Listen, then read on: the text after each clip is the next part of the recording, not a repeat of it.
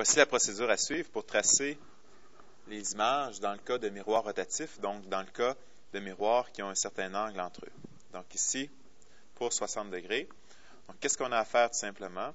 C'est de tracer un axe de réflexion à tous les 60 degrés. Donc ici, on sort le rapporteur d'angle.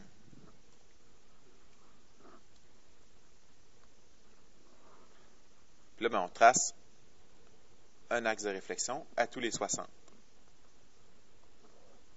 Donc ici, 60, 60.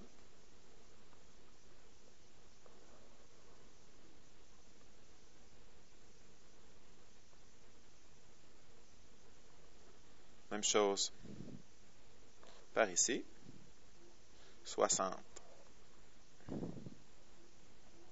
60.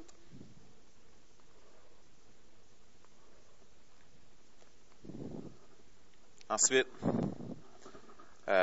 simplement, c'est quoi finalement ce que j'ai fait? C'est que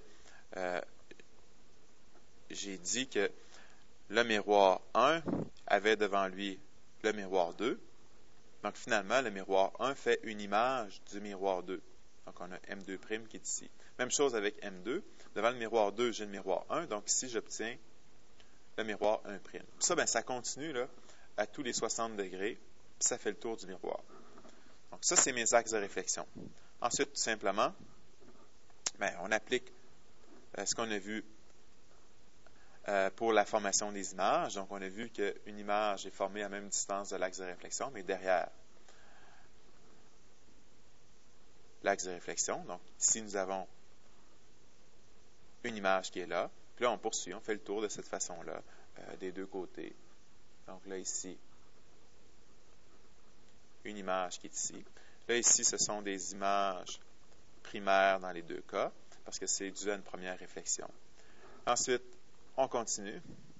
Donc là, on va avoir nos images secondaires qu'on va obtenir. Donc ça, c'est l'image d'une image. Donc ici, image secondaire qu'on a obtenue ici. Même chose là. Puis ensuite, on poursuit avec nos images secondaires. Oh, on se rend compte de quelque chose. Notre image tertiaire, c'est l'image de nos deux images secondaires. Donc là, on obtient toutes nos images. On remarque que nous avons 1, 2, 3, 4, 5 images et aussi un point qui est l'objet. Donc 5 images plus un objet.